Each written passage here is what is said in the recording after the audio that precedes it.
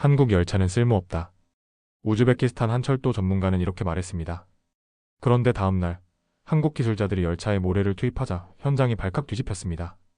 도대체 왜 그런 행동을 한 걸까요? 그리고 그 순간 계약 조건의 핵심이 완전히 달라졌습니다. 오늘 여러분께 그 충격적인 협상의 전말을 보여드리겠습니다. 영상을 보기 전에 구독과 좋아요 한 번씩 꼭 부탁드립니다. 여러분의 관심이 저에게 큰 힘이 됩니다. 그럼 지금부터 시작하겠습니다. 안녕하세요. 저는 아지즈 알리예프입니다. 오늘은 제가 우즈베키스탄 철도위원회 위원장으로서 마주한 도전과 변화의 시작을 들려드리고자 합니다. 지난 2024년 초 매일 아침 눈을 뜨면 가슴 한편이 무겁게 내려앉았습니다. 제 사무실 벽에 걸린 두 장의 사진 때문이었습니다. 첫 번째 사진은 12년 전 스페인에서 도입한 탈고 TAL죠. 고속열차가 우즈베키스탄에 처음 들어온 날을 담고 있습니다. 은빛 총알처럼 우리의 갈색 대지를 가르며 달리던 그 기차의 모습은 마치 한편의 미래를 약속하는 듯했죠. 당시 모두가 국가 발전의 상징으로 환호했지만 사진 속 햇살보다 훨씬 더 뜨거운 현실이 뒤따르고 있었습니다. 두 번째 사진은 그로부터 1년 뒤입니다. 기차를 운영해보던 중 우리는 예상 못한 문제점들을 맞닥뜨렸습니다. 짐칸 부족으로 화장실과 짐칸의 공간이 터무니없이 좁았고 사막과 고산 지역 같은 극한 환경에서 운용하기에 설계 자체가 적합하지 않았습니다. 객차가 너무 작아 승객 수용 인원이 겨우 280명에 불과했으며 비용은 열차 한 대당 약 2,800만 유로에 달했습니다. 게다가 특수 궤관 전환 장치와 낮은 설계로 인해 정비가 일반 열차보다 훨씬 까다로워 유지비 또한 천정부지로 치솟았지요. 세 번째 사진은 지난달 모습을 담았습니다. 탈고는 여전히 운행 중이었지만 심각한 고장이나 문제가 생길 때마다 우리는 여지없이 스페인 기술자들을 불러야 했습니다. 저희 엔지니어는 옆에서 지켜볼 뿐 메모를 하고 문제를 인지하지만 손을 대지 못했습니다. 중요한 부품은 전부 스페인 기업의 기밀이라는 이유로 교육이나 기술 이전이 철저히 막혀 있었기 때문입니다. 결과적으로 우리 자체 기술력이 쌓이지 않았고 결국 손안의 기회를 잃은 기분이었습니다. 그런데 어느 날 두꺼운 표지가 달린 공식 문서 하나가 저에게 배달되었습니다. 정보 도장이 찍힌 파란색 봉투를 뜯어보니 타슈켄트 마이너스 누쿠스 고속철도 건설 프로젝트 명령서였습니다. 총 1300km 사막과 산을 관통하며 수도 타슈켄트에서 부하라를 거쳐 히바 근처 누쿠스까지 연결하는 대규모 사업이었습니다. 마음속에선 불꽃이 일렁였습니다. 이 프로젝트만큼은 지난 스페인의 사례처럼 되풀이되어서는 안 된다는 각오가 제 온몸을 사로잡았습니다. 가장 중요한 조건은 단 하나, 완전한 기술 이전이었습니다. 기차를 만들어주는 기업이 설계와 운용, 정비까지 전부 가르쳐주고 우리 기술자들이 모든 과정을 책임질 수 있어야 했습니다. 외국 전문가들에게만 의지하고 끝나는 계약이 아닌 진짜 기술 자립의 기반을 다질 수 있어야 했습니다. 저는 이제 우리 손으로 직접 고치고 관리하며 고장 날 때마다 외국에 SOS를 보내는 일이 더 이상 없길 원했습니다. 업무실 전화를 처음 받은 순간 저는 이미 수많은 글로벌 기업이 관심을 보인다는 사실을 들었습니다. 스페인은 물론이고 프랑스, 독일, 일본, 중국, 한국까지 이름을 올렸습니다. 회의 일정을 잡기 시작했고 마침내 첫 인사는 스페인에서 온 세르반토 에스테반이었습니다. 그는 어김없이 멋들어진 양복 차림이었지만 제 머릿속에는 이미 거부감이 자리했습니다. 부품 기대감과 달리 계약 조건엔 언제나 기술 이전은 계약 후 별도 협의라는 단서가 따라붙었기 때문입니다. 그날 사무실에서 에스테반을 처음 마주했을 때 저는 무의식적으로 12년 전 그날을 떠올리고 있었습니다. 스페인의 탈고 열차가 우즈베키스탄 땅에 처음 도착했을 때 우리는 모두가 흥분에 휩싸여 있었습니다. 기차역에는 붉은 리본이 걸리고 아이들은 국기를 흔들며 웃고 있었고 저는 그 순간이 우리 국가 철도의 역사에 큰 전환점이 될 것이라 믿어 의심치 않았습니다. 외신 기자들까지 몰려와 취재를 했고 스페인 기술진들은 양복깃에 꽃을 꽂고 환영을 받았습니다. 저 역시 그 자리에 있었고 열차의 문이 열리는 순간은 마치 영화 속 장면처럼 지금도 눈에 선합니다. 그 기차는 정말 아름다웠습니다. 외관은 은색의 유선형 디자인으로 사막 위를 날아다니는 총알처럼 느껴졌습니다. 내부는 깔끔하고 세련됐으며 처음 탑승했을 때 묵직한 전동 소리는 마치 미래의 문이 열리는 소리 같았죠. 하지만 그 꿈은 오래가지 않았습니다. 실제 운행이 시작되고 불과 몇 개월이 지나면서 우리는 하나둘씩 문제를 발견하게 되었습니다. 첫 번째는 객차의 크기였습니다. 설계 자체가 소형 고속열차 구조로 되어 있어 승객 수가 너무 적었습니다. 장거리 노선을 운행해야 하는 우즈베키스탄 특성상 적어도 400명은 태워야 효율이 맞는데 도입된 탈고는 280명의 한계였습니다. 열차 한 대당 운송 단가가 지나치게 높아졌고 이는 예산에도 직격타가 되었습니다. 두 번째는 객차 하부 공간의 부족이었습니다. 짐칸과 화장실을 배치할 공간이 협소해 수화물 문제, 위생 문제 모두에 불편을 겪게 되었죠. 특히 저희 같은 사막 국가에서는 장거리 이동이 일반적이게 사람도 짐도 많을 수밖에 없습니다. 그러나 열차 내부는 소형 설계로 제약이 많았고 종종 승객들의 불만 민원이 폭주하기도 했습니다. 게다가 사막의 특성상 열차 하부로 모래가 유입되는 문제가 자주 발생했습니다. 기차는 자주 멈췄고 특히 여름에는 냉각 시스템에 이상이 생기는 일이 빈번했죠. 정비는 더 큰 문제였습니다. 열차의 정비를 위해선 스페인 기술자들을 반드시 불러야 했고 우리 기술자들은 직접 손을 댈 수 없었습니다. 중요한 부품은 기업 기밀이라는 이유로 우리가 알지 못하는 사이에 관리되고 있었던 것입니다. 이러한 기술 의존은 점점 더 심각한 문제로 번졌습니다. 시간이 지날수록 우리 엔지니어들은 무력감에 빠졌습니다. 장애가 생길 때마다 외국인 기술자의 지시를 받아야 했고 그들은 항상 중요 부품은 손대지 못하도록 제한했습니다. 우리가 배운 건 열차를 보는 법이지 고치는 법이 아니었습니다. 더 큰 문제는 비용이었습니다. 한 대당 2,800만 유로에 달하는 기차 가격은 운영 초기엔 감내할 수 있었지만 시간이 갈수록 수리비와 정비비가 누적되면서 전체 시스템이 무너질 위기에 놓이게 되었죠. 비용과 성능, 운용 효율성 모두에서 점차 회의감이 들었습니다. 처음에 환호가 점점 불만과 회의로 바뀌는 과정은 마음 한구석을 아프게 했습니다. 저는 당시를 생각하면 항상 비슷한 후회가 떠오릅니다. 우리는 기차를 너무 빨리 샀고 기술을 너무 늦게 생각했습니다. 눈부신 외형에 취해 그 안에 우리가 직접 만지고 고칠 수 있는 능력이 있었는지는 생각하지 못했던 것입니다. 그리고 그 대가는 저희 기술자들의 침묵과 기계, 고장 때마다 수천 킬로미터를 날아오는 외국 기술자들의 출장비로 돌아왔습니다. 그때부터 저는 결심하게 되었습니다. 다음번에는 반드시 다르게 가야 한다고요. 단지 좋은 열차를 사는 것이 아니라 우리의 열차를 만들 수 있는 길을 가야 한다고요. 그게 비록 느리고 힘든 길이라 할지라도 우즈베키스탄이 기술적으로 자립할 수 있는 유일한 길이었습니다. 그런 결심이 있었기에 정부에서 보낸 새로운 프로젝트 명령서를 받았을 때 저는 두려움보다는 오히려 반가움이 먼저 들었습니다. 물론 그 길은 쉬운 길이 아니겠지만 최소한 같은 실수를 반복하지는 않을 수 있으니까요. 그렇게 저의 고속철 여정은 다시 시작되었습니다. 고속철 도입에 흥분이 조금씩 가라앉기 시작했던 건 단지 시간이 지나서가 아니었습니다. 실제 운행 데이터를 보기 시작하면서 우리의 시스템에 뿌리부터 문제가 있다는 사실이 하나둘 드러나기 시작했기 때문입니다. 처음엔 사소한 고장이었습니다. 조명이 꺼졌다가 켜지거나 화장실 배수관에서 이상 소음이 발생하거나 냉방이 일정 시간 동안 멈추는 정도였죠. 우리 엔지니어들은 그때마다 열차 하부에 직접 들어가 보려 했지만 항상 제지당했습니다. 그 부품은 스페인 본사 기술자만이 열어볼 수 있습니다. 이 말은 점점 저희 기술진들 사이에 자조적인 유행어가 되어버렸습니다. 문제를 가장 먼저 체계적으로 정리해 문서화한 사람은 바로 기술팀의 샤크조드였습니다. 그는 현장에서 직접 열차를 점검하며 데이터를 하나하나 수집해갔습니다. 기차의 하부는 그가 가장 먼저 문제를 제기한 부분이기도 했습니다. 짐칸이나 화장실 기기들을 설치할 여유 공간이 지나치게 부족했던 것이죠. 고속열차의 특성상 무게를 줄이기 위해 설계가 타이트하게 이루어져 있었고 그 결과 내부 구조를 조금만 바꾸려 해도 벽에 막히는 일이 잦았습니다. 사막 국가인 우즈베키스탄은 기후, 특성상 장거리 이동이 일반적입니다. 탑승객은 보통 여행객이거나 장거리 근로자들입니다. 당연히 큰 짐이 많고 식수나 생필품도 준비해야 합니다. 그런데 열차 내부에는 그러한 수요를 수용할 수 있는 공간이 턱없이 부족했습니다. 기존 유럽 도시 간 고속열차와는 기본 조건 자체가 달랐던 것입니다.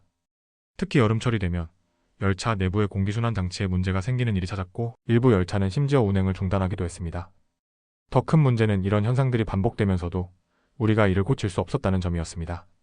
기술 설계가 기밀이었기에 우리 기술자들이 구조를 완전히 이해할 수도 개선을 제안할 수도 없었습니다. 정비가 필요하면 본사에 요청서를 보내야 했고 본사에서는 파견비와 일정 조건을 제시한 뒤에야 기술자 파견이 가능했습니다. 우리 기술자는 항상 현장에서 보조자 역할만 할 수 있었고 실제 부품을 교체하거나 시스템을 수정하는 일은 외국 기술자들만이 가능했습니다. 이런 구조는 결국 기술적 자립에 가장 큰 걸림돌이 되었습니다. 우리가 운영하고 있는 열차임에도 불구하고 열차에 대해 설명하고 결정하는 권한은 우리에게 없었습니다. 마치 고급 외제차를 사놓고 키는 다른 사람이 들고 있는 상황과도 같았습니다. 엔진룸을 열어볼 수도 타이어를 교체할 수도 없었습니다. 단지 달리기만을 바라보는 수동적 존재로 남아있었던 것입니다. 그러던 어느 날 중요한 고장이 발생했습니다. 냉각 시스템에 이상이 생겨 열차가 중간역에서 강제로 멈춰 서는 사고가 일어났습니다. 내부 온도는 섭씨 38도까지 치솟았고 승객들이 불편을 호소했습니다. 즉시 스페인 기술진이 파견되었고 우리는 그들을 기다려야 했습니다. 현장 기술자들이 문제를 진단하고도 손을 댈 수 없는 상황이 반복되자 그때서야 위원회 내에서 심각한 논의가 시작되었습니다. 저는 그 회의에서 단호하게 말했습니다. 우리는 단순한 소비자가 아닙니다. 이 열차를 운영하고 책임지는 사람들입니다. 그런데 왜 우리는 정비 매뉴얼조차 제대로 전달받지 못하고 있습니까? 회의장은 조용해졌고 몇몇 위원들은 이미 스페인 본사와의 계약 조건을 들여다보며 고개를 떨구고 있었습니다. 초기 계약서에는 기술 이전이 아닌 운행 및 유지 지원이라는 표현만 있었던 겁니다. 즉, 정비와 교육은 스페인 측이 필요시 제공하는 서비스였던 것이고 당연히 기술 주권은 우리에게 없었던 셈이었죠. 그 순간 저는 깨달았습니다. 우리는 단 한 번도 열차를 가진 적이 없었다는 것을요. 열차는 이 땅을 달리고 있었지만 그 운영의 주체는 우리가 아닌 외국 기업이었던 셈입니다. 그리고 저는 결심했습니다.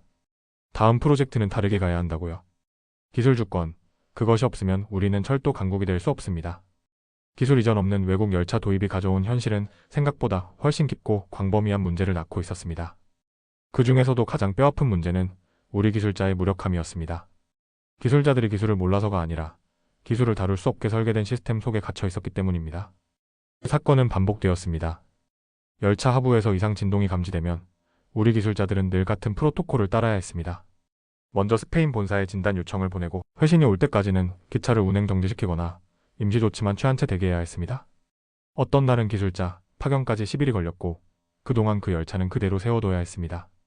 열차 운행 중단은 곧 수익 손실이었고 그 손실은 고스란히 우리 철도청의 몫이었습니다.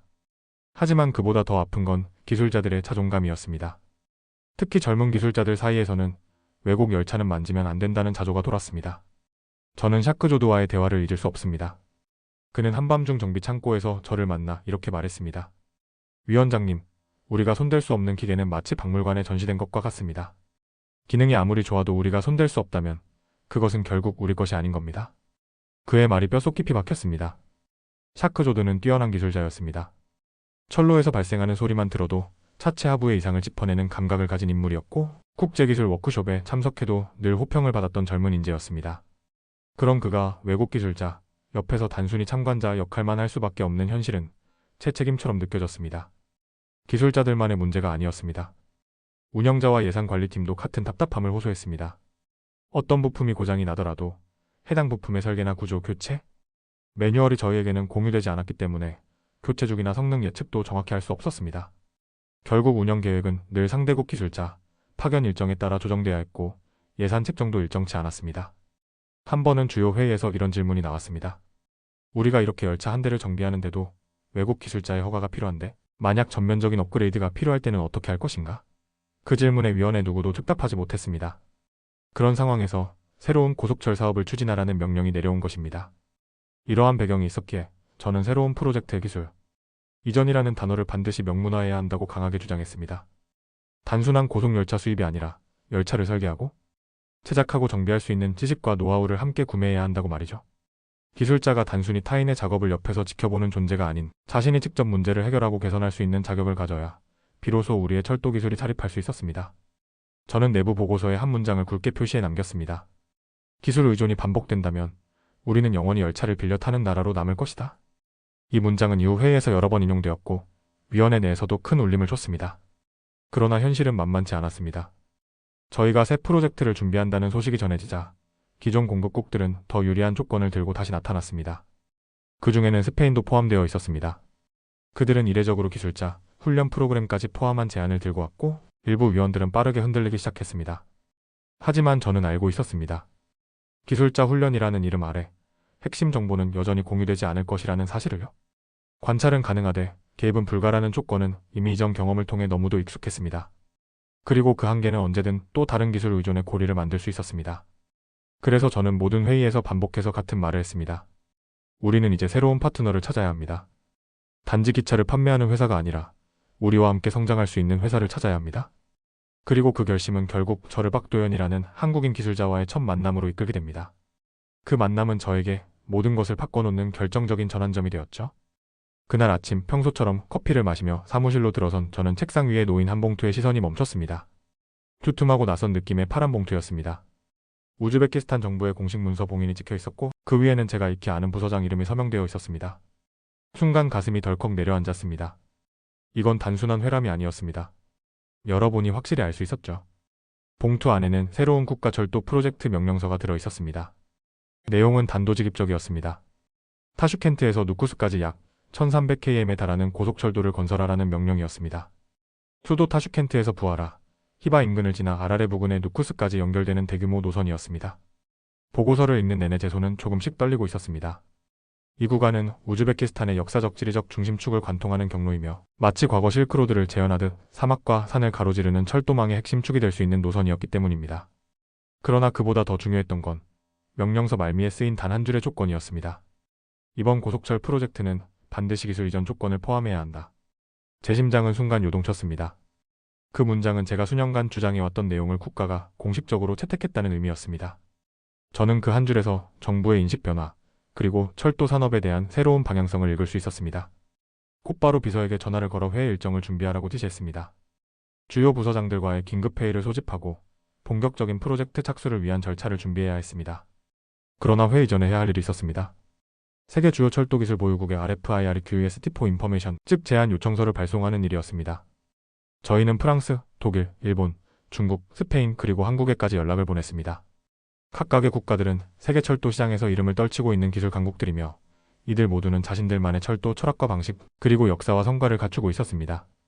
저희의 제안 요청서에는 분명히 명시되어 있었습니다. 기술 이전은 선택이 아닌 필수 조건입니다. 설계, 제작, 유지보수, 엔지니어, 교육까지 포함한 패키지 형태의 협력만을 고려합니다. 이 요청이 나간 이후 사무실은 말 그대로 세계 철도 기술 전시장이 되었습니다. 첫 번째로 찾아온 것은 익숙한 이름이었습니다. 다시금 스페인. 이번에는 조건이 조금 달라졌습니다. 교육 프로그램을 포함하겠다고 했고 열차 두 대를 무려 5,700만 유로라는 낮은 가격에 제공하겠다고 했습니다. 심지어 계약 조건에 따라 일정 수준의 엔지니어 훈련도 지원하겠다는 문구가 포함되어 있었죠. 그러나 저는 알 수 있었습니다. 그 문장들 뒤에 숨겨진 현실을요. 중요한 것은 훈련의 범위가 아니었습니다. 과연 그 훈련에서 우리 기술자들이 도면을 열 수 있는가? 실제 시스템의 작동 원리를 배울 수 있는가? 고장 시 원인을 분석하고 독립적으로 수리할 수 있는가? 그 모든 질문에 대해 스페인 측은 여전히 계약 후 협의라는 모호한 답변만 반복했습니다. 프랑스와 독일도 찾아왔습니다. 프랑스는 자사의 TGV 기술을 자랑하며 세계 최고 속도를 자랑하는 상용 열차로서의 강점을 내세웠습니다. 독일은 이체 시리즈의 정밀성과 진동 제어 기술, 정숙성을 강조했죠. 일본 역시 신칸센의 정시 도착률과 안전성으로 어필했습니다. 하지만 공통된 한 가지, 기술 이전에 대해서는 모두가 똑같은 입장이었습니다.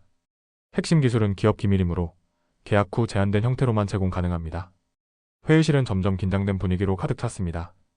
위원들 사이에서는 의견이 갈리기 시작했습니다. 익숙한 파트너에게 다시 기회를 주자는 쪽과 새로운 방향을 찾자는 쪽으로 나뉘기 시작했죠. 저는 그 모든 이야기를 듣고도 확신을 갖고 있었습니다. 익숙함 뒤에는 안일함이, 익숙한 기술 뒤에는 종속이 도사리고 있었기 때문입니다. 그때였습니다. 한국이라는 국가에서 다소 조용하게 그러나 확연히 다른 접근 방식을 가진 사람이 우리 사무실을 찾았습니다. 그의 이름은 박도현. 그는 단정한 정장에 말수는 적고 약속은 간결했지만 그가 보여준 발표 자료는 지금껏 보지 못한 것이었습니다. 그리고 저는 직감했습니다.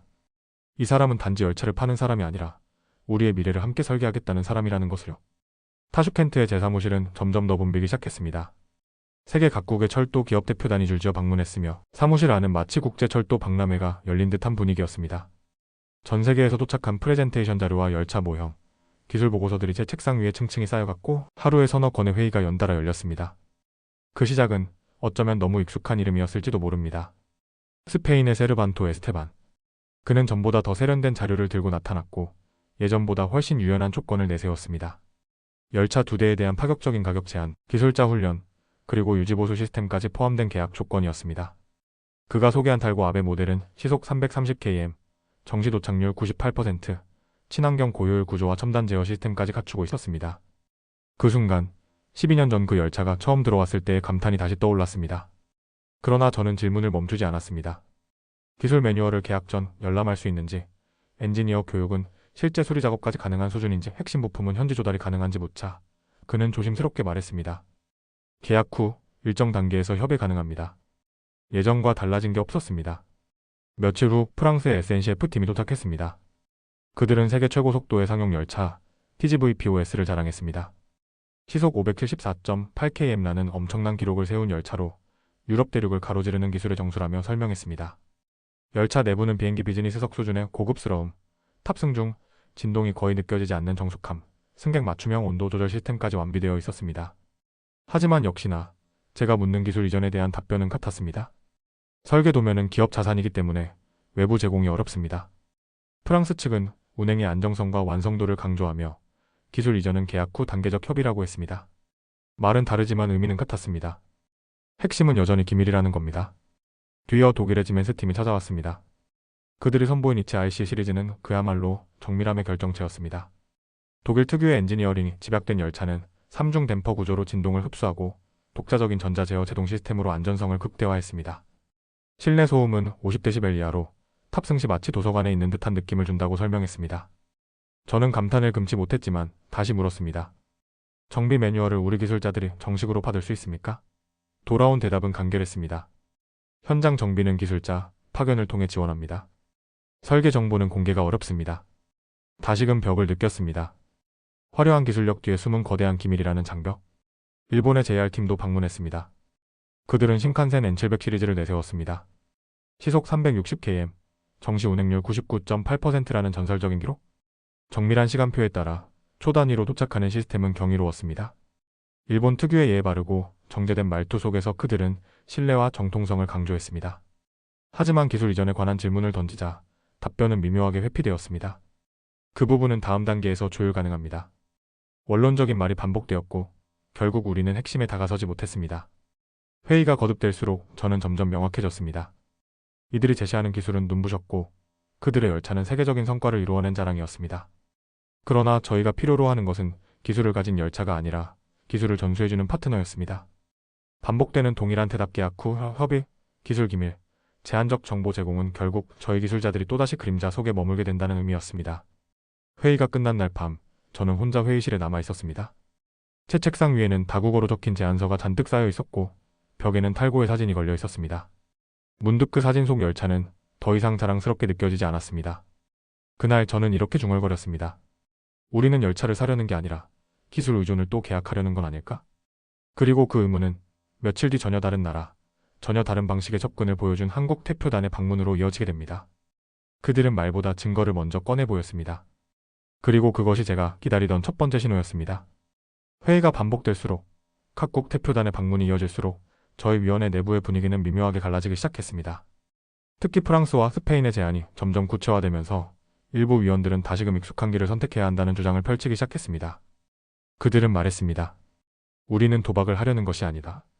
검증된 경험과 결과가 있는 쪽을 선택해야 한다. 프랑스는 이번에도 단연 기술의 정점에 있었습니다. 그들이 제안한 TGV-POS 모델은 단순한 고속열차가 아니었습니다. 시속 574.8km의 세계 최고 속도는 물론 유럽 대륙을 누비는 운행 실적, 정밀한 열차 제어 시스템, 그리고 비행기 비즈니스석을 능가하는 실내 설계까지 갖추고 있었습니다.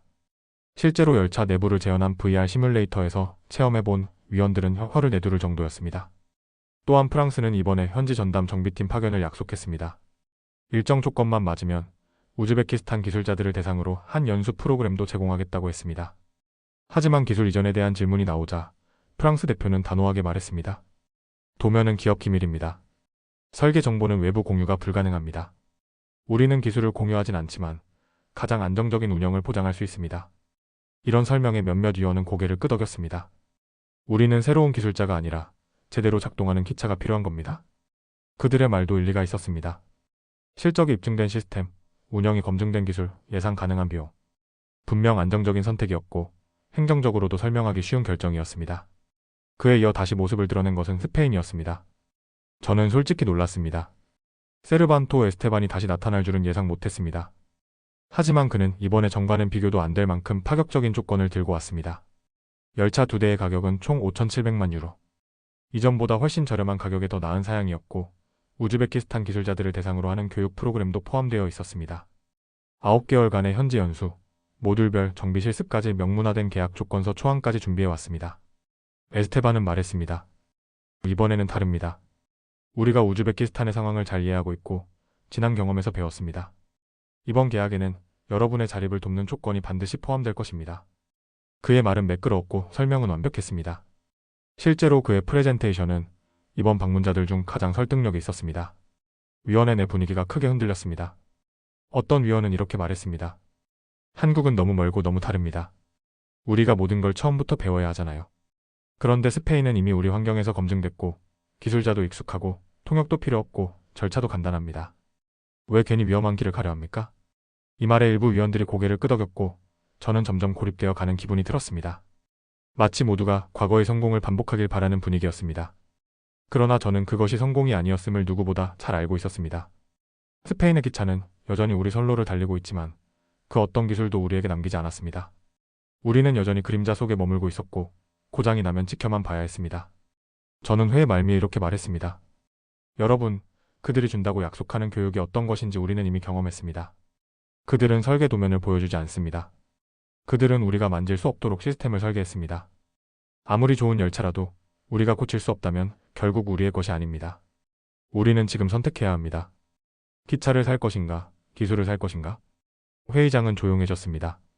그 순간 저 스스로도 확신이 필요했습니다. 과연 한국이라는 나라는 우리가 찾는 파트너가 될 수 있을 것인가? 기술 이전은 말뿐이 아니라 실제로 가능한가? 저는 그 해답을 찾기 위해 박도연이라는 인물과의 만남을 다시 떠올려야 했습니다. 그는 그 어떤 화려한 약속도 하지 않았습니다. 대신 이렇게 말했죠. 위원장님 믿지 않으셔도 됩니다. 대신 제가 하는 말을 직접 눈으로 확인해 보십시오. 그의 말은 겸손했지만 그 안에는 확고한 진심이 담겨 있었습니다. 그리고 저는 그 진심을 시험해 보기로 결심했습니다. 프랑스와 스페인의 제안이 위원회를 잠식해가는 동안 저는 머릿속에서 하나의 문장을 계속 되뇌고 있었습니다. 그들이 주려는 것은 기차의 기술이 아니다. 겉으로는 모든 것이 완벽해 보였습니다. 검증된 운영 실적, 안정적인 납기 일정, 우리나라 사막기구에서의 운용 경험까지. 문서로 정리된 제안서들은 흠잡을 데 없었고 모든 조건이 갖춰진 듯 보였습니다. 하지만 정작 중요한 것은 문서 안에 없었습니다. 바로 핵심 설계 권한이었습니다. 지금까지 우리가 겪었던 문제들은 단순한 기기 결함이 아니라 기술 접근 권한의 부재에서 비롯된 것이었습니다. 기차가 고장나도 구조를 알 수 없었고 설계도를 볼 수 없었으며 주요 부품은 기업 기밀이라는 이름으로 포장돼 우리 손에서 멀어졌습니다. 어떤 기술도 어떤 노하우도 우리 기술자들에게는 전달되지 않았습니다. 그래서 그 어떤 수리도 그 어떤 계량도 스스로 할 수 없었던 겁니다. 회의 중 한 위원이 조심스럽게 질문을 던졌습니다. 우리가 받은 교육 프로그램에는 정확히 무엇이 포함되어 있습니까? 프랑스 측은 유럽 현지 연수를 제안했고 스페인 측은 정비 시뮬레이션 교육과 비공개 자료 열람권을 언급했습니다. 그러나 모든 답변은 기술자의 실습이 아닌 관찰에 가까웠습니다. 도면을 직접 수정하거나 시스템을 개조하는 작업은 여전히 금지되어 있었고 실제 장비를 분해하거나 재조립하는 수준의 교육은 포함되지 않았습니다. 그때 저는 분명히 느꼈습니다. 그들이 말하는 기술 교육이란 우리가 기술을 배우는 것이 아니라 지켜보는 것이었습니다. 결국 다시 그림자 속으로 들어가는 계약이 될 수밖에 없다는 것을요. 이러한 현실 속에서 몇몇 위원들은 여전히 괜찮지 않느냐고 말했습니다. 그래도 열차는 잘 달린다. 정시율도 높고 고장률도 낮다. 기술까지 굳이 우리가 다 알아야 하느냐고요. 그러나 저는 그것이 가장 위험한 생각이라 느꼈습니다. 지금 우리가 알아야 하지 않으면 앞으로도 영원히 모르게 될 것이기 때문입니다. 그런 인식이 바로 기술 종속을 불러오는 첫 번째 씨앗이었습니다. 이런 분위기 속에서 저는 과거 스페인 탈고와의 첫 계약서를 다시 꺼내들었습니다. 페이지마다 밑줄이 그어진 곳, 별표가 찍힌 곳, 그리고 그때 보지 못했던 조항들이 눈에 들어왔습니다. 기술 이전이라는 단어는 단 한 줄도 없었습니다. 대신 정기정비 지원, 긴급 파견 협의, 유상 교육 프로그램이라는 문구만 가득했습니다. 한 장 한 장을 넘기며 저는 그때 우리가 기차를 산 게 아니라 의존을 산 것이라는 사실을 다시금 확인하고 있었습니다. 그렇기에 새로운 계약은 절대 그렇게 되어선 안 된다고 생각했습니다. 그래서 저는 모든 회의에서 단 한 가지를 강조했습니다. 우리는 이제 열차가 아니라 설계도와 도구를 사야 합니다. 직접 고칠 수 있는 열차를, 우리가 개선할 수 있는 열차를, 우리 기술자가 스스로 진단하고 조치할 수 있는 열차를. 회의는 점점 열기를 더했고 의견은 갈라졌습니다. 한쪽은 실적과 효율을 중시했고 다른 한쪽은 자립과 미래를 이야기했습니다. 결정은 단순한 열차 구매가 아니었습니다. 그것은 앞으로 우즈베키스탄 철도 산업의 방향을 결정짓는 기로였습니다. 과거로 돌아갈 것인지 아니면 미래로 걸어갈 것인지. 결국 저는 직접 나서기로 했습니다. 단순히 제안서를 받아보기보다는 우리 위원들이 직접 눈으로 보고 판단할 수 있도록 해야 한다고 생각했습니다. 그래서 저는 박도연 씨에게 전화를 걸었습니다. 당신이 말한 것을 직접 보고 싶습니다. 한국으로 우리 기술자들과 함께 가겠습니다. 그들이 진짜 무엇을 줄 수 있는지 우리 스스로 확인하겠습니다. 그는 짧게 대답했습니다. 환영합니다. 보여드릴 준비는 이미 되어 있습니다. 그 전화 이후 저희는 한국을 향해 출국 준비를 시작했습니다. 저는 알고 있었습니다. 이번 방문이 성공한다면 프랑스나 스페인의 그림자 계약을 넘어설 수 있는 진짜 대안이 될 수 있으리라는 것을. 타슈켄트 공항은 평소보다 조금 더 분주했습니다. 저와 함께 갈 기술자 대표단 7명, 언어 전문가 2명, 그리고 위원회 감찰관 1명이 나란히 줄지어 비행기에 올랐습니다. 목적지는 서울. 우리가 최종 파트너를 결정하기 위한 가장 중요한 현장 확인이 시작된 것입니다. 제 안에는 미묘한 긴장과 기대가 섞여 있었습니다. 과연 박도연, 그가 보여준 담담함 속에 어떤 진짜가 숨어 있는지를 확인할 시간이었으니까요. 인천공항에 도착했을 때 그를 다시 만났습니다. 눈에 띄는 건 그의 없음이었습니다. 보좌관도 환영 현수막도 형식적인 행렬도 없었습니다. 그는 평범한 옷차림으로 조용히 우리를 맞이했고 굳은 악수만 건넨 뒤 짧게 말했습니다. 먼저 눈으로 보시죠. 그 첫 마디는 그가 내세우려는 것이 말이 아닌 증거라는 점을 다시금 확인시켜 주었습니다. 우리는 곧바로 경기도의 철도 차량 시험센터로 향했습니다. 그곳에서 저는 지금까지 어떤 기업에서도 보여주지 않았던 풍경을 보게 되었습니다. 센터 한복판에 실제 크기의 열차가 세워져 있었고 바닥에는 투명 창을 통해 하부 구조를 들여다볼 수 있는 전시용 플랫폼이 설치되어 있었습니다. 박도연은 설명 대신 샤크조드에게 손전등을 건네며 말했습니다. 직접 보십시오. 샤크조드는 무릎을 꿇고 기차 밑으로 들어갔습니다. 저는 그 장면을 보며 마음속에서 뭔가 뻥 뚫리는 느낌을 받았습니다. 지금까지 어떤 기업도 우리 기술자에게 열차 하부를 직접 보게 한 적이 없었습니다. 대부분은 접근 불가, 정비 중직, 기밀 부품이라는 이유로 제안했죠. 그런데 여기서는 아무도 막지 않았습니다. 오히려 도와주고 있었습니다. 하부를 관찰하던 샤크조드가 고개를 들며 말했습니다. 위원장님, 이 기차는 모래 필터가 4개입니다. 저는 놀라지 않을 수 없었습니다. 우리가 사용하던 스페인 탈고 열차는 단 하나의 필터만 탑재되어 있었고 그것마저 몇 달마다 막혀서 고장이 반복되곤 했습니다. 한국 열차는 그 점을 명확히 알고 있었습니다.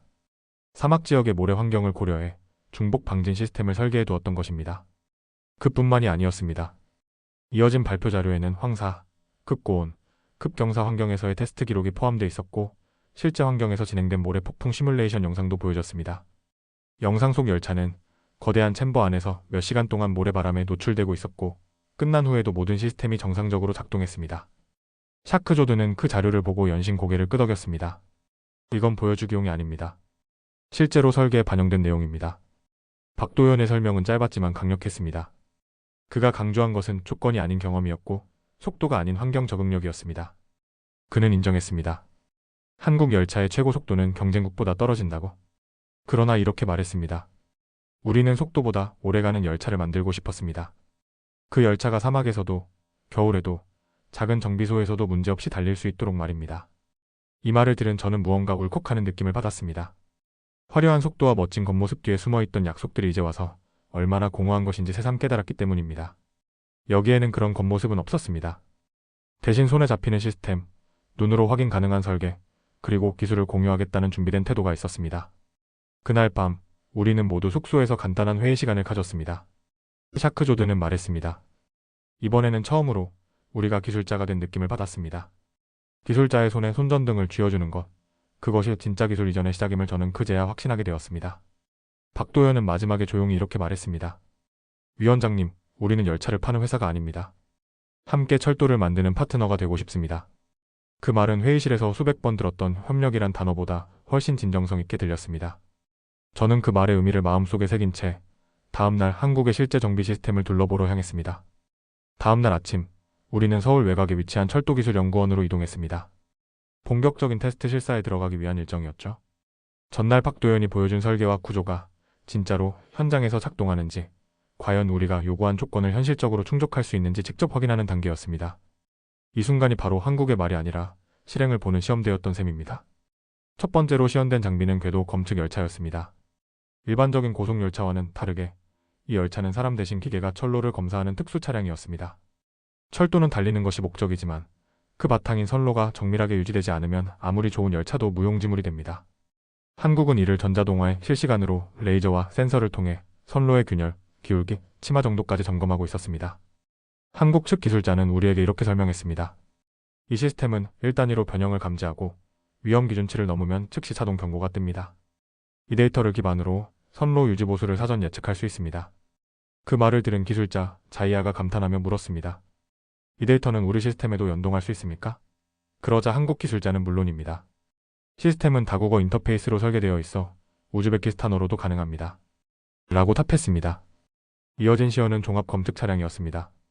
열차가 다니는 모든 인프라 전차선, 신호 설비, 통신 장비, 선로 옆 구조물 등을 종합 점검하는 열차였습니다.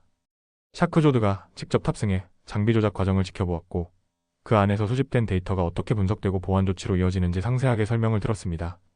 그는 조용히 메모를 하면서 이렇게 말했습니다. 이런 시스템이 우리에게 있었다면 지난 10년간 몇 번의 사고는 막을 수 있었을 겁니다. 가장 인상 깊었던 것은 사막형 환경 시뮬레이션 시설이었습니다. 거대한 챔버 안에 실제 열차 차체의 일부가 배치되어 있었고 이 안에서 모래폭풍, 급고온, 급속 냉각 등 다양한 기후 조건이 반복 시뮬레이션되고 있었습니다. 박도연은 설명 없이 바로 기계를 작동시켰습니다. 모래가 기차 하부로 몰아쳤고 엔진 부근엔 고온 열풍이 불어왔습니다. 그 후 샤크 조드는 엔진과 필터를 확인했고 시스템 내부는 전혀 이상이 없었습니다. 필터는 먼지로 가득 찼지만 냉각 장치와 브레이크는 완벽하게 작동하고 있었죠. 그 장면은 우리 모두에게 강한 인상을 남겼습니다.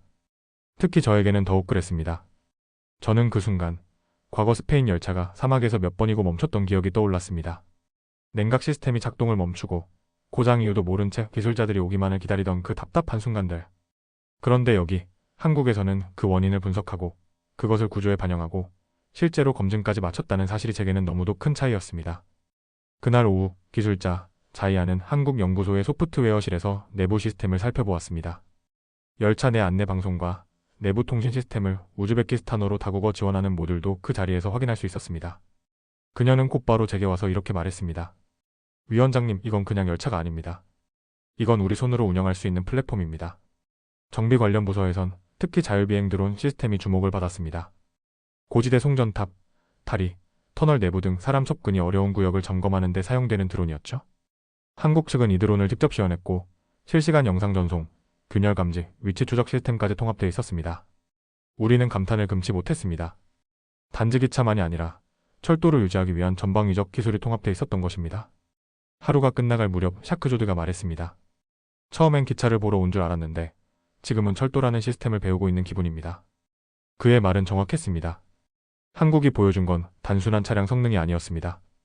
기차, 선로 운영, 유지, 데이터 분석, 기술 이전까지 이어지는 전 과정 즉 철도의 생애주기를 함께 설계할 수 있는 협력 구조였습니다. 그날 밤 저는 회의실에서 기술자들과 조용히 앉아 있었습니다. 누구도 말을 많이 하진 않았지만 모든 사람의 눈빛은 같았습니다. 그것은 확신이었습니다. 이 사람들이 우리에게 팔려는 것은 열차가 아니라 가능성이라는 것? 그리고 그 가능성은 우리가 지난 수십 년간 기다려온 진짜 자립의 시작일지 모른다는 것? 한국에서의 실사 이후 우리 위원회는 본격적인 검토에 돌입했습니다.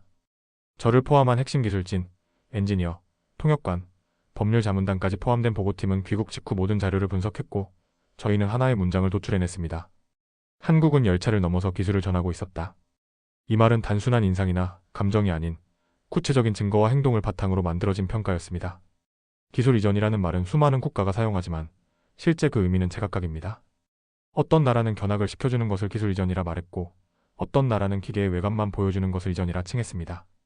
하지만 한국은 달랐습니다. 한국은 우리 기술자가 직접 만지고 조립하고 수정하고 제안할 수 있는 환경을 제공하고 있었습니다. 본격적인 협의에 들어가자 박도연 팀은 놀라운 제안을 들고 왔습니다. 첫째, 우즈베키스탄 기술자 40명을 6개월간 한국에 파견해 집중 교육을 실시하겠다는 것입니다. 교육 과정은 단순 이론이 아닌 실습 중심으로 구성되어 있었고 열차의 구조, 유지보수, 시스템 제어, 현장 대응 매뉴얼까지 모두 포함되어 있었습니다. 더구나 파견 비용은 계약 금액에 포함시키겠다는 조건이었습니다. 둘째는 공동 설계 참여입니다. 열차 제작 과정에서 우즈베키스탄 측 기술자들이 공동으로 설계와 구조 검토에 참여하고 의견을 반영하는 시스템을 도입한다는 방침이었습니다. 이를 통해 단순 조립이 아니라 구조적 이해를 기반으로 한 재설계 가능 기술을 확보할 수 있게 되는 것입니다. 셋째는 현지 정비 인프라 구축 지원입니다. 한국 측은 향후 타슈켄트에 철도 유지보수 훈련소를 설치하고 필요한 설비와 매뉴얼을 전면 제공하겠다고 약속했습니다. 이로써 단순 정비소를 넘어서 실제 교육이 가능한 기술 훈련소가 우리나라에 들어오게 되는 것이었습니다. 그리고 마지막으로 결정적인 한마디가 있었습니다. 기술 설계 도면, 매뉴얼, 교육 콘텐츠는 전면 공개됩니다. 기밀 조항 없이 우즈베키스탄 정부 기술기관이 직접 열람, 보관, 수정할 수 있도록 제공하겠습니다. 이 말은 회의장에 앉아있던 모든 사람에게 충격을 주었습니다. 수십 번 회의하면서 한 번도 듣지 못했던 말, 기술 독립을 위한 첫 번째 진짜 문장이었기 때문입니다. 샤크 조드는 그날 회의가 끝난 후 제게 이렇게 말했습니다. 위원장님, 저는 이제 우리 기술자들이 그림자 속에서 벗어날 수 있을 것 같습니다. 이번에는 정말로 우리가 기차를 고칠 수 있을 것 같습니다. 그 말 한마디에 저는 눈시울이 붉어졌습니다. 수년 동안 스페인 기술자들 뒤에서 조용히 노트만 들고 따라다니던 그의 모습이 머릿속에 떠올랐기 때문입니다. 이 모든 것은 단지 조건의 나열이 아니라 이미 실현되고 있는 현실이었습니다. 자이아는 서울에서 체류하는 동안 한국의 통신 시스템 개발 담당자들과 직접 회의를 진행하며 기차 내부 방송 시스템을 우즈베키스탄어 러시아어로 변환하는 프로그램을 설계했습니다. 그녀는 열차가 정차할 때마다 여러 언어로 정보를 전달할 수 있도록 다국어 알고리즘을 수정했고 실시간 언어 전환 기능을 성공적으로 구현했습니다. 그뿐만이 아니었습니다.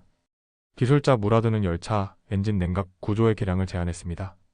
그는 고온 사막 환경에서 냉각수 흐름을 분산시키는 방식으로 기존보다 열 전달 효율을 20% 높일 수 있다는 아이디어를 냈고 한국 측은 이를 긍정적으로 검토한 뒤 실제 설계 도면에 반영하기 시작했습니다. 이러한 과정은 단순한 기술 전달을 넘어서 공동 창작에 가까웠습니다. 그것은 한국이 우리에게 단순히 지식을 넘긴 것이 아니라 스스로 응용하고 개선할 수 있는 지위를 준 것이었습니다. 그리고 바로 그것이야말로 진짜 기술 이전이었습니다. 계약 협상 마지막 날, 한국 대표단은 조용히 한 페이지짜리 문서를 제게 건넸습니다. 거기에는 이런 문장이 적혀 있었습니다. 우즈베키스탄은 이제 기술을 구입하는 국가가 아니라 기술을 함께 개발하는 국가입니다. 그 문장을 본 순간 저는 확신했습니다. 우리는 이번에 제대로 된 선택을 할 수 있을 것이라고요. 모든 실사와 기술 검증을 마치고 귀국한 직후 저는 위원회 전체 회의를 소집했습니다. 회의 의제는 단 하나였습니다. 우즈베키스탄 타슈켄트 누쿠스 고속철 건설의 최종 계약 상대를 선정하는 일. 이 프로젝트는 단순한 열차 구매가 아닌 국가 철도 산업의 자립 여부를 결정짓는 중대한 갈림길이었습니다. 회의장엔 18명의 위원이 착석했고 긴 타원형 테이블을 중심으로 각자의 의견을 펼칠 준비를 마치고 있었습니다. 회의 시작 직후 가장 먼저 발언권을 얻은 사람은 자무르 위원이었습니다. 그는 스페인 탈고 도입 당시 실무 책임자였으며 철도청 20년 경력의 관록 있는 인물이었습니다. 그의 말은 단호했습니다. 우리는 도박을 해서는 안 됩니다. 스페인은 이미 이 지역에서 성공적인 운용 실적을 갖고 있고 기술 환경에도 익숙합니다. 무엇보다 이번 제안은 탈고 업그레이드 모델에 5,700만 유로라는 가격까지 따라왔습니다. 이건 현실적인 선택입니다. 이어 프랑스를 지지하는 측에서도 발언이 이어졌습니다. 프랑스 TGV는 시속 574.8km라는 세계 최고 속도를 보유하고 있습니다. 그 기술력은 의심의 여지가 없습니다. 게다가 정비와 운영 시스템도 철저하게 매뉴얼화되어 있어 도입만 된다면 장기적인 신뢰성을 보장할 수 있습니다. 그들의 주장은 속도와 검증된 실적을 중심으로 한 안정성 논리였습니다. 하지만 반대편에서는 한국을 지지하는 목소리가 힘을 얻고 있었습니다. 특히 실사를 직접 다녀온 샤크 조드와 자이아, 그리고 기술팀 부위원장이 발언하며 회의장은 서서히 긴장감이 높아졌습니다. 샤크 조드는 이렇게 말했습니다. 위원님들, 저는 한국에서 처음으로 열차 하부를 직접 봤습니다. 그리고 그 밑에서 손전등을 들고 설계를 확인할 수 있었습니다. 스페인에선 단 한 번도 허락된 적 없었습니다. 이번엔 정말 다릅니다. 자이아도 발언을 이어받았습니다. 한국 열차는 기차가 아니라 플랫폼입니다. 우리가 그 구조를 이해하고 그 안에 우리의 언어를 담을 수 있으며 우리의 기술을 녹여 넣을 수 있는 시스템입니다. 기술 이전은 말이 아니라 눈으로 본 증거였습니다. 이에 자무르 위원이 다시 맞섰습니다. 우리는 감정으로 결정할 수 없습니다. 스페인은 검증된 나라입니다. 우즈베키스탄에서 이미 운용 경험이 있고 이번에는 기술자 교육까지 조건에 포함되어 있습니다. 반면 한국은 새로운 시스템입니다. 우리에게 너무 낯설고 검증되지 않았습니다. 저는 조용히 그들의 논쟁을 듣고 있었습니다. 하지만 어느 순간 입을 열어야겠다고 느꼈습니다. 여러분, 우리는 신뢰를 계약하려는 것이 아닙니다. 우리가 신뢰받을 수 있는 기술을 확보하려는 것입니다. 과연 이번에도 기밀 설계 앞에서 코장만 보고 기다리는 상황을 반복하시겠습니까? 그 말에 회의장은 잠시 조용해졌습니다. 저는 다시 말을 이었습니다. 지금 이 회의실에서는 말로 싸우고 있지만 현장에서는 기온이 50도를 넘고 모래가 엔진으로 파고듭니다. 그 앞에서 우리 기술자들이 손조차 댈 수 없는 구조라면 과연 그게 우리의 철도입니까? 이어서 저는 한국에서의 시뮬레이션을 언급했습니다. 한국은 50도 고온의 챔버에서 기차를 테스트했습니다. 그 결과 모래가 필터를 막았지만 엔진은 멈추지 않았습니다. 필터가 사중 설계였기 때문입니다. 그건 단순한 기술이 아니라 우리의 환경을 이해하려는 태도였습니다. 회의가 끝나갈 무렵 위원장은 찬반 투표를 제안했습니다. 방식은 무기명 투표로 각 위원에게 선택권을 주고 결과는 비공개로 집계한 뒤 발표하기로 했습니다. 사무총장이 투표지를 나누어주고 한 사람씩 서명과 함께 표를 제출했습니다. 저는 그 과정을 숨죽이며 지켜보았습니다. 마음속에선 이미 한 방향을 선택하고 있었지만 결과는 예측할 수 없었습니다. 잠시 후 사무총장이 표를 집계한 뒤 조용히 제게 다가와 투표지를 건넸습니다. 그리고 이렇게 말했습니다. 위원장님, 최종 결정이 나왔습니다. 한국 12표, 스페인 4표, 중국 2표입니다. 최종 계약 상대는 대한민국 현대로템입니다. 그 순간 회의장은 숨을 들이마시는 듯한 정적에 휩싸였습니다. 그리고 저는 조용히 고개를 숙여 그 결과를 받아들였습니다. 이제 우리는 선택했습니다. 익숙한 의존이 아니라 낯선 자립의 길을. 위원회에서의 투표 결과가 발표된 직후 저는 곧장 자리에서 일어나 박도연에게 전화를 걸었습니다. 그의 목소리는 평소처럼 담담했지만 그 안에는 미세한 떨림이 느껴졌습니다. 위원장님, 저희가 함께 시작할 준비는 되어 있습니다. 짧고 간결한 말이었지만 그 속에 담긴 책임감은 매우 무거운 것이었습니다. 이제 우리 우즈베키스탄은 과거와는 전혀 다른 방식으로 미래를 설계해야 했기 때문입니다. 결정 직후부터 제 일정표는 그야말로 숨 돌릴 틈도 없을 정도로 빡빡해졌습니다.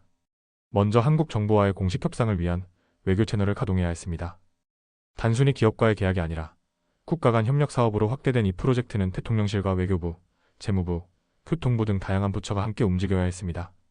첫 번째로 진행된 것은 상호의향서 체결이었습니다. 한국 측에서는 산업통상자원부와 국토교통부가 중심이 되었고 우리 정부는 총리실 산하 인프라개발특별위원회가 협의체를 구성해 실무 협상을 진행했습니다.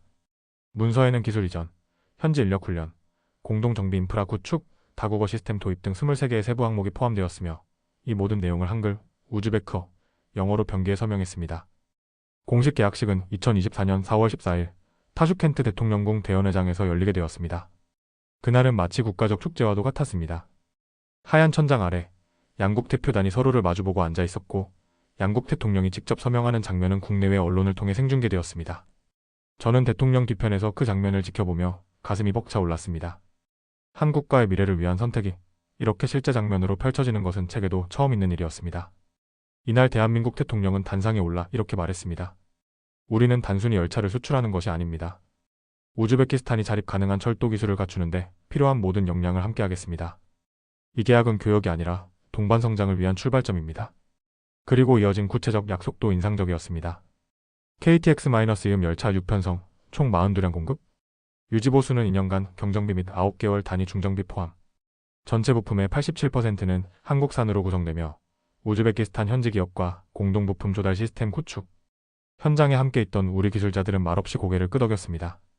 자이아는 눈을 반짝이며 휴대폰으로 화면을 촬영했고 샤크조드는 손에 들고 있던 보고서를 꼭 쥐고 있었습니다. 저는 그 모습을 보며 속으로 생각했습니다. 이제 우리 기술자들이 관찰자가 아니라 주인공이 되는 순간이 온 것이다. 계약 이후 바로 이어진 것은 인력 파견 일정이었습니다. 한국 측은 기술 이전 협약에 따라 첫 번째 교육 대상자 40명을 2024년 7월부터 서울 송도 캠퍼스로 초청하겠다고 밝혔습니다. 교육은 이론과 실습이 64비율로 구성되었고 현장 견학, 실제 열차 정비 작업, 시스템 분석, 통신 소프트웨어 개발 등 다양한 커리큘럼이 포함되어 있었습니다. 교육 대상자 명단에는 샤크조드와 자이아를 포함해 각 지역 기술학교 출신 우수 인력들이 포함되었고 저희는 출국 전까지 한국어 영어 집중 교육을 실시하고 항공권과 체류비를 전액 지원했습니다. 출국 당일 저는 타슈켄트 공항 활주로 끝까지 나가 그들을 배웅했습니다. 엔지니어들은 자신들의 가방에 조심스럽게 전공서적과 노트북을 담았고 저마다 설렘과 긴장을 가득 안고 있었죠.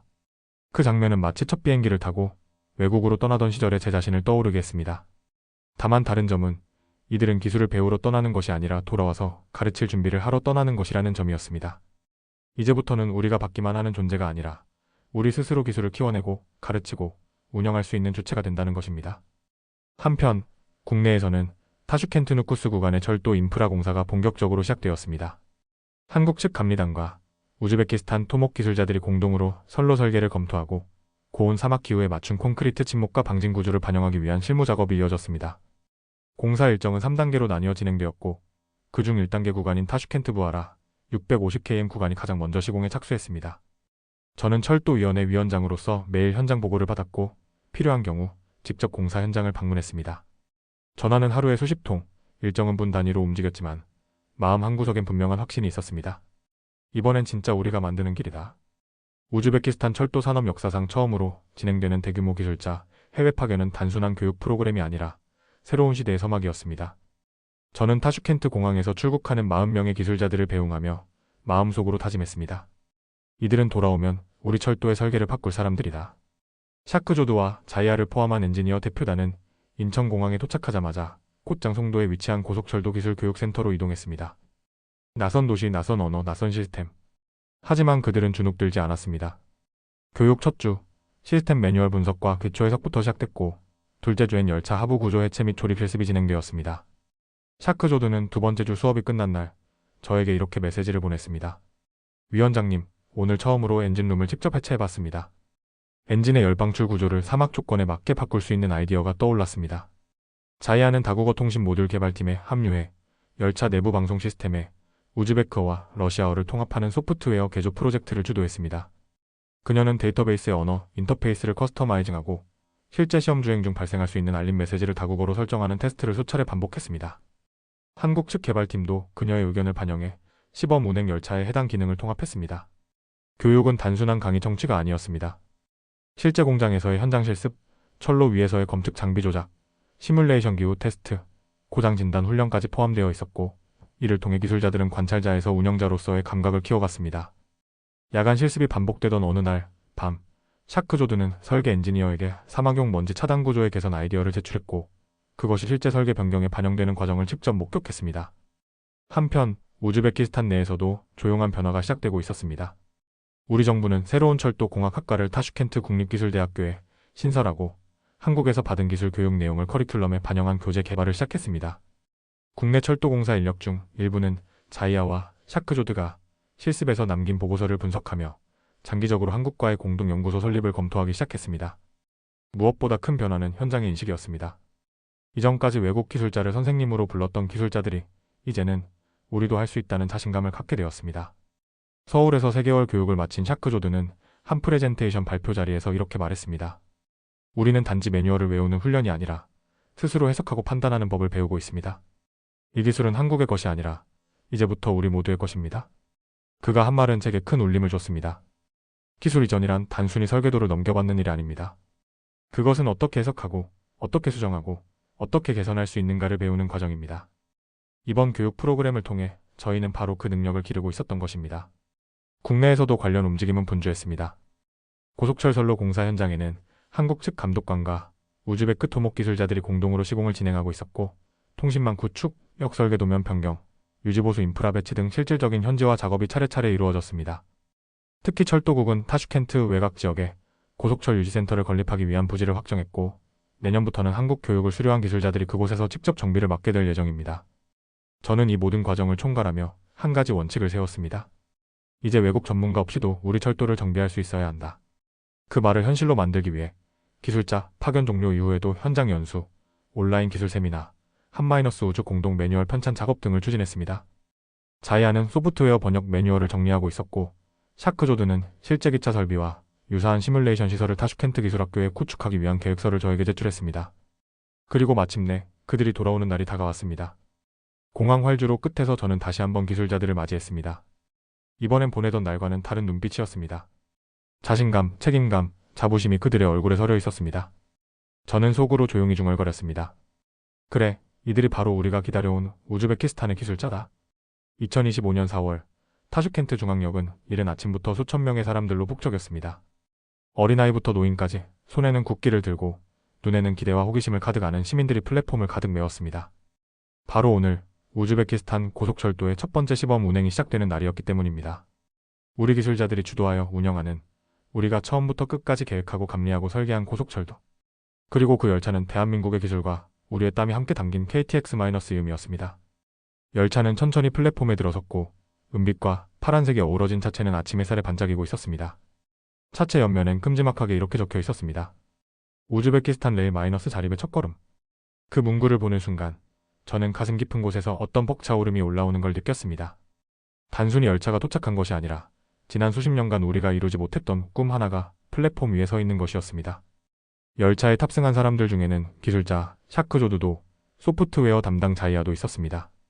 모두 각자의 좌석에 앉아있지만 그들은 오늘의 주인공이었습니다. 특히 샤크조드는 시동 전 마지막으로 기차 하부의 필터를 점검하고 있었습니다. 그는 옆에 선 기자에게 이렇게 말했습니다. 이제 열차는 모래바람 속에서도 멈추지 않습니다. 우리가 설계했기 때문이죠. 출발 직전 열차 내부 방송이 울렸습니다. 그 목소리는 우즈베크어, 러시아어, 그리고 영어로 이어졌습니다. 자이아가 개발한 다국어 통신 시스템이 처음 실전에서 작동한 순간이었습니다. 열차는 곧 부드럽게 선로 위를 달리기 시작했고 저는 플랫폼에서 그 모습을 조용히 지켜보았습니다. 열차가 점점 멀어지며 속도를 올리자 저는 처음 기차가 들어왔던 12년 전 그날의 기억이 겹쳐졌습니다. 그때도 우리는 환호했습니다. 그러나 그 환호는 겉으로만 화려했을 뿐 실상은 기술 종속과 무력함의 연속이었습니다. 오늘의 환호는 달랐습니다. 오늘의 열차는 누군가에게 빌린 기술이 아니라 우리가 주체가 되어 함께 만든 기술이었습니다. 열차는 계획대로 정차 없이 부하라까지 도착했습니다. 정시 도착률 100%, 시속 260km의 속도로 사막을 가르며 달리는 동안 실내는 조용했고 승객들은 쾌적한 온도 속에서 편안하게 여정을 즐겼습니다. 외부에 모래폭풍 경고가 있었지만 열차 내부는 그 어떤 흔들림도 없었습니다. 필터는 완벽히 작동했고 제동 시스템은 사막 특유의 열팽창을 고려한 설계 덕분에 매끄럽게 반응했습니다. 그날 저녁, 저는 타슈켄트 회의실에서 전체 운영 평가 보고서를 받았습니다. 전 항목 이상 없음. 저는 조용히 펜을 내려놓고 창밖을 바라봤습니다. 키질쿰 사막 위로 지는 붉은 해, 그리고 그 아래로 뻗어나간 철로. 그 철로 위에는 더 이상 외국 기술자의 발자국만 찍히는 것이 아니라 우리 기술자들의 손길이 남아 있었습니다. 며칠 후 우리는 두 번째 편성의 시범 운행을 준비하며 추가 공사 구간의 설계 변경 작업에 착수했습니다. 동시에 지역 대학들은 철도공학 과정 입학생을 2배로 늘렸고 샤크조드는 주유해기술학교에서 정비 실습을 가르치기 시작했습니다. 자이아는 국가철도통합 소프트웨어 개발팀에 정식 합류했고 새로운 버전의 운영 시스템에 우즈베크 인공지능 음성 안내 시스템을 제안했습니다. 이제 우리는 단지 열차를 운행하는 나라가 아닙니다. 열차를 설계하고 개량하고 정비하고 나아가 철도 산업 자체를 키워갈 수 있는 기술 역량을 갖춘 나라가 되었습니다. 그 모든 변화의 중심에 있었던 건 바로 한국과의 진정한 협력 관계였습니다. 제가 꿈꾸었던 자립은 더 이상 외국 전문가를 부르지 않아도 되는 날이었습니다. 그리고 오늘 그 꿈은 현실이 되었습니다. 철도란 단순한 이동 수단이 아닙니다. 철도는 국가의 척추이며 기술은 자존심입니다. 그 자존심 위에 오늘 우리의 열차는 당당히 달리고 있습니다.